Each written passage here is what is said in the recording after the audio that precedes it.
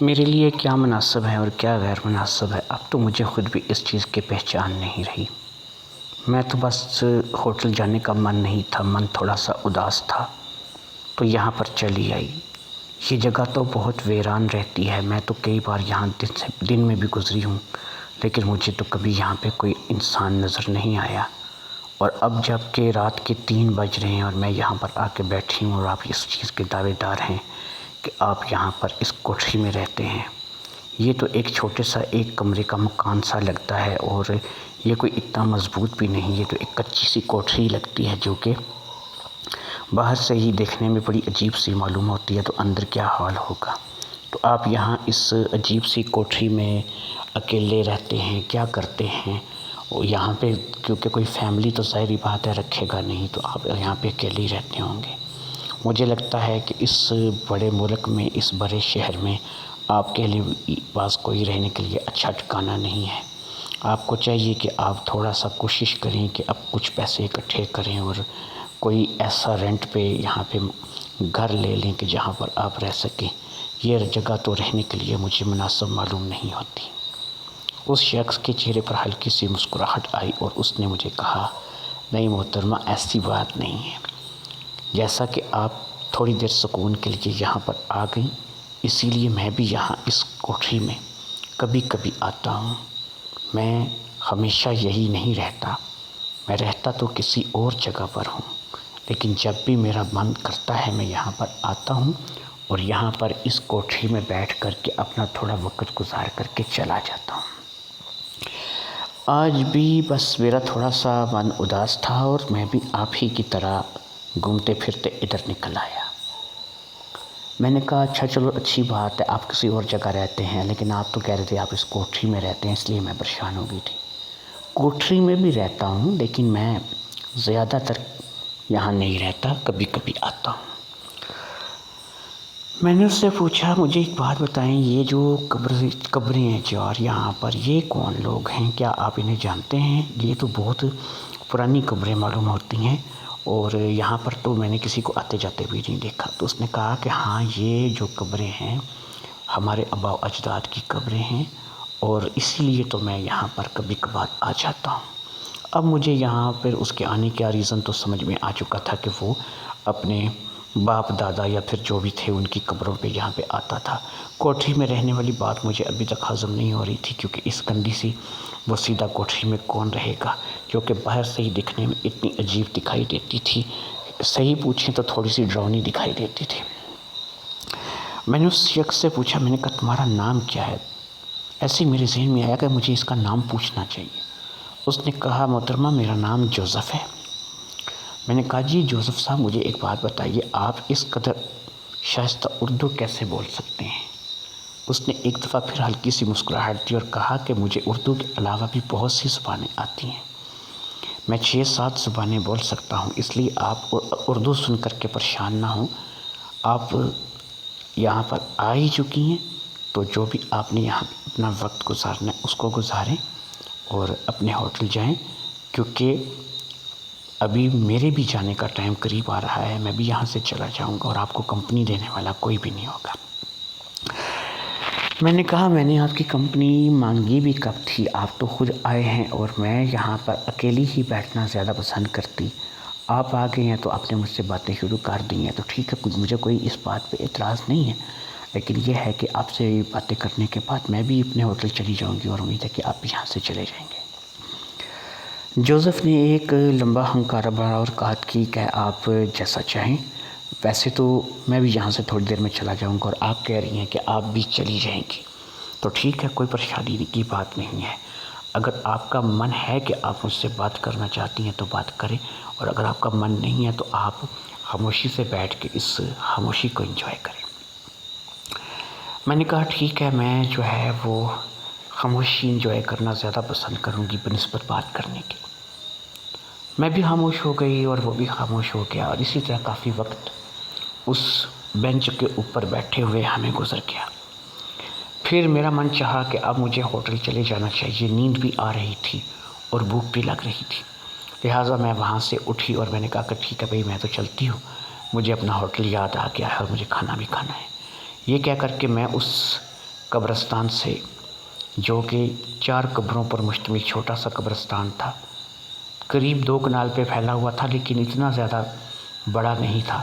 جس حصے میں وہ قبریں تھیں ہم لوگ اسی حصے میں بیٹھے ہوئے تھے۔ وہاں سے میں باہر نکل آئی۔ مین گیٹ سے باہر آتے ساتھ ہی میں اپنی ہوٹل کی طرف بڑھنے لگی۔ چند قدم اٹھائے تھے کہ میں نے پیچھے مڑ کر ایک دفعہ قبرستان کو دیکھا، جہاں پر تھوڑی دیر پہلے میں جوزف کے ساتھ بیٹھی تھی۔ لیکن میرے دیکھنے پہ ایک عجیب سی بات کا انکشاف ہوا کہ اب بینچ کے اوپر جوزف موجود نہیں تھا۔ مجھے لگا کہ شاید جیسے ہی میں اٹھی وہ بھی اٹھ کر کے چلا گیا، اس لیے میں نے اس بات کو زیادہ غور نہیں کیا اور ہوٹل آ گئی۔ ہوٹل آ کر کے میں کیونکہ نشے میں دھت تھی اور مجھے بھوک بھی لگ رہی تھی، میں نے کھانے کا آرڈر دیا جو کہ میرے کمرے میں پہنچا دیا گیا۔ کھانا کھانے کے بعد میں کمرے میں لیٹ گئی اور پھر مجھے ہوش نہ رہی۔ اگلی صبح جب میں اٹھی میرا سر بہت بھاری ہو رہا تھا اور مجھے ایسا محسوس ہو رہا تھا کہ جیسے میں نے رات کو بہت زیادہ شراب پی لی، بہت زیادہ نشہ کر لیا۔ بہرحال میں نے ناشتہ منگوانا تھا اور اس سے پہلے مجھے فریش ہونا تھا، اس لیے میں فریش ہونے چلی گئی اور جیسے ہی فریش ہو کر کے آئی میں نے ہوٹل روم سروس کو فون کر کے اپنے لیے ناشتہ منگوا لیا۔ یہاں پر مجھے ہر طرح کی سہولت تھی، اس کمرے میں مجھے ناشتے، کھانے، ہر چیزیں مل جاتی تھیں، کپڑے، جوتی، ہر چیز مجھے یہاں سے مہیا کر دی جاتی تھی۔ کوئی اور لڑکی ہوتی تو شاید وہ اس لائف کو انجوائے کرتی، لیکن میں اس لائف کو انجوائے نہیں کر رہی تھی۔ میرا دھیان صرف اپنی بہنوں، اپنی ماں باپ کی طرف ہی رہتا تھا۔ میں 6 سے 7 مہینے مجھے یہاں پر ہو چکے تھے، لیکن یہ 6 سے 7 مہینے جب کہ میں ایک مکمل طور پہ کال گرل بن چکی تھی، اس کے باوجود بھی مجھے کبھی بھی اپنا آپ نہیں بھولا تھا۔ میں اچھی طرح سے جانتی تھی کہ میرا نام مہرین ہے اور میں کون ہوں، میں کس حالات میں پھنس چکی ہوں، کن حالات کا شکار ہو چکی ہوں، یہ بات میرا اندر ہی جانتا تھا۔ میں ان چیزوں کو قبول نہیں کر رہی تھی، اس ماحول کو قبول نہیں کر رہی تھی۔ بہرحال دن گزرتے رہے اور میرا اسی طریقے سے نظام چلتا رہا۔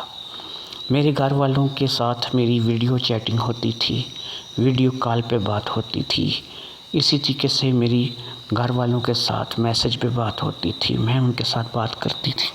میں کیا کام کرتی تھی یہ میں نے اپنے گھر والوں کو کبھی بھی نہیں بتایا، لیکن ایک چیز کا کچھ دنوں بعد جب مجھے پتہ چلا تو میرے پاؤں کے نیچے سے زمین نکل گئی، اور وہ چیز یہ تھی کہ میرے گھر والے اب ایک چیز سوچ رہے تھے کہ باقی بچتی 3 لڑکیوں میں سے بھی کوئی لڑکی مہرین کے پاس بھیج دیں تاکہ وہ بھی مہرین کی طرح اچھے پیسے کمائے اور ہم لوگوں کو یہاں پر بھیجے، ہم جلدی سے جلدی جو ہے امیر ہوں، جلدی سے جلدی اپنا گھر بنائیں، اپنا اچھا کاروبار، اپنی سیٹنگ کریں۔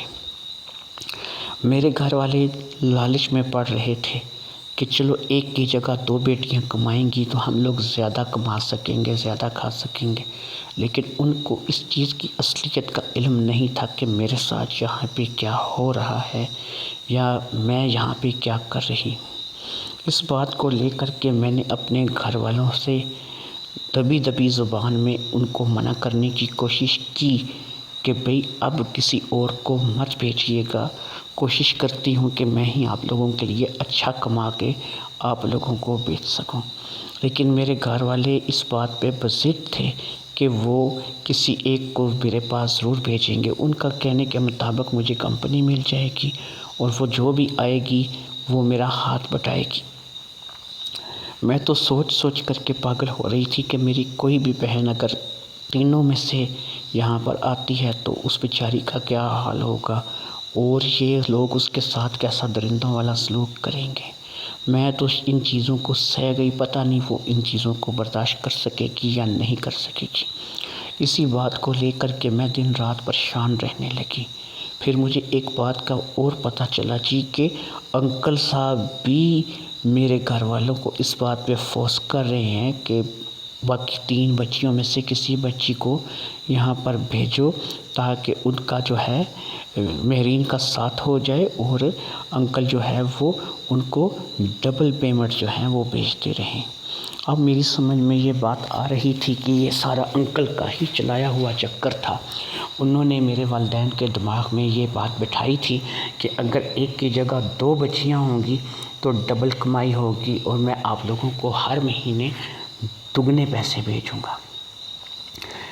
ان باتوں کو لے کر کے میں نے انکل سے بات کرنے کا فیصلہ کیا، اور میں ان کے پاس جا پہنچی، اور میں نے ان کو جا کر کے اپنی بہنوں کو نہ بلانے کے لیے کہا، اور میں نے ان کو جو ہے غصے میں پیار سے ہر طریقے سے سمجھایا۔ لیکن انکل کے من میں تو مجھے اب ایک اور شیطان جھلکتا ہوا دکھائی دے رہا تھا۔ مجھ سے من بھر چکا تھا اور مجھے ہوٹل سروس بنا دیا گیا تھا۔ اب وہ شاید میری کسی بہن پہ ہاتھ صاف کرنا چاہتا تھا۔ وہ انکل نہیں تھا، انکل کے نام پہ ایک شیطان تھا۔ بہرحال مجھے کچھ بھی سمجھ میں نہیں آ رہا تھا۔ بات اگلی رات کی ہے۔ میں لڑ جھگڑ کر واپس تو آ گئی، لیکن مجھے پتا تھا کہ میں یہاں پر کمزور ہوں، میری نہیں چلنی ہے۔ بات اس سے اگلی رات کی ہے کہ رات کے تقریباً 2:30 پونے 3 بجے میری آنکھ کھل گئی۔ میں سو رہی تھی۔ اس رات میں نہیں گئی تھی کیونکہ میں دن کو ایک کسٹمر کو بکتا آئی تھی، اس لیے میں رات کو آرام کر رہی تھی۔ مجھے جیسے ہی ٹائم کا احساس ہوا کہ اس وقت 2:30 پونے 3 بجے کا ٹائم ہے، اور یہاں کی سڑکیں تو آباد ہی رہتی تھیں، یہاں پہ آمد و رفت ساری رات چلتی رہتی تھی، تو میں ہوٹل سے باہر نکل آئی۔ میرا من ہوٹل میں نہیں لگ رہا تھا، میرے کمرے میں نہیں لگ رہا تھا۔ ایک دفعہ پھر جیسے ہی میں ہوٹل سے باہر نکلی، ہوٹل کے سامنے سڑک کراس کر کے وہ قبرستان پہ میری نظر پڑی جس کا گیٹ حسب دستور کھلا تھا۔ میں غیر ارادی طور پر اس قبرستان کی طرف بڑھنے لگی، اور پھر میں اس قبرستان میں داخل ہو گئی۔ میں جا کر اسی بینچ پر بیٹھ گئی جس پر میں کچھ دن پہلے یہاں پر آ کر بیٹھی تھی۔ پھر وہی ہوا کہ مجھے بیٹھے ہوئے چند ہی لمحے گزرے تھے کہ میں نے اپنے ساتھ دیکھا تو میرے ساتھ جناب جوزف صاحب بھی آ کر بیٹھ چکے تھے۔ اب میں نے جوزف کو گور کر دیکھا، اور میں نے جوزف کو کہا، جوزف تم میرا پیچھا تو نہیں کرتے کہ جب بھی میں یہاں پر آ کر کے بیٹھتی ہوں تم بھی یہاں پر آ کر کے بیٹھ جاتے ہو؟ تو اس نے کہا، نہیں، یہ تو ایک اتفاق ہے کہ اس دن بھی تم یہاں پر آئی تو میں بھی آ گیا، اور آج بھی تم یہاں پر آئی تو میں بھی آ گیا۔ مجھے تمہارا پیچھا کرنے سے کیا ملے گا، یا مجھے تمہارا پیچھا کرنے سے کیا فائدہ ہوگا؟ اب کی بار میں نے جوزف کو تھوڑا غور سے دیکھا۔ بہت خوبصورت نوجوان تھا، جو کہ ایک 3 پیس سوٹ پہنے ہوئے تھا، سر پر ہیٹ تھا، اور بہت ہی زیادہ پیارا خوبصورت سا نوجوان لگ رہا تھا مجھے۔ تو میں نے آپ کو پہلے بھی بتایا تھا کہ انگریز ویسے ہی گورے چٹے ہوتے ہیں، لیکن یہ انگریز ہونے کے باوجود بھی کچھ زیادہ ہی نرالا لگ رہا تھا۔ بہرحال میرا آج من تھا کہ میں اس سے کچھ باتیں کروں۔ میں وہاں پر بیٹھ کر جوزف کے ساتھ باتیں کرنے لگی، وہ بھی مجھے ادھر ادھر کی باتیں بتانے لگا۔ اس کی باتیں بڑی عجیب اور بے ربط سی تھیں جو کہ میری سمجھ میں نہیں آ رہی تھیں۔ آخر کار ایک سوال جو اس نے مجھ سے کام کا کر لیا، شاید یہ سوال پتہ نہیں کہاں سے اسے سوجھ گیا، لیکن بہرحال ایک سوال اس نے مجھ سے کام کا کیا۔ اس نے مجھے پوچھا، اس نے کہا، مہرین تم مجھے ایک بات بتاؤ، تم اس جنگل میں پھنس کیسے گئے؟ اس کا یہ سوال ایسا تھا کہ میں حیران رہ گئی کہ اسے میں نے ابھی تک بتایا نہیں کہ میں کیا کرتی ہوں، کون ہوں۔ تو اس نے ڈائریکٹ جس طریقے سے مجھ سے سوال کیا ہے تو اس سے اندازہ ہوتا ہے کہ اس سے بھی میرے بارے میں معلوم ہے۔ میں نے کہا، انجان بنتے ہوئے کہا کہ کون سا جنگل؟ تو اس نے کہا، میرے سامنے تم انجان مت بنو، میں تمہارے بارے میں، تمہارے انکل کے بارے میں، اس ہوٹل کے بارے میں سب کچھ جانتا ہوں، مجھے سب معلومات ہے، اس لیے میں تمہارے منہ سے سننا چاہتا ہوں کہ تم یہاں اس جنگل میں پھنس کیسے گئے۔ میں نے ایک لمبی سرد آہ بھری اور اسے بتایا کہ میں تو غربت کے مارے یہاں پہ پھنس گئی ہوں۔ اس نے کہا، کیسی غربت؟ تو میں نے اس سے اپنی کہانی سنا دی، جو کہ چھوٹی سی مختصر کہانی تھی کہ ہم 4 بہنیں ہیں، ہمارا بھائی نہیں ہے۔ والد صاحب ٹانگوں سے معذور ہیں اور والدہ لوگوں کے گھروں میں کام کر کے کپڑا پوچھا کر کے وقت گزارتی تھیں۔ پھر یہ انکل صاحب وہاں پر گئے اور مجھے اپنی بیٹی بنا کر یہاں کے لے آئے، اور پہلی ہی رات میں اپنی بیٹی سے انہوں نے مجھے اپنی دلہن بنا لیا۔ 5-6 مہینے تک مجھے استعمال کرتے رہے اور پھر مجھے کال سروس، روم سروس بنا کر کے چھوڑ دیا۔ میری باتوں کے دوران میں نے محسوس کیا کہ جوزف کو کچھ غصہ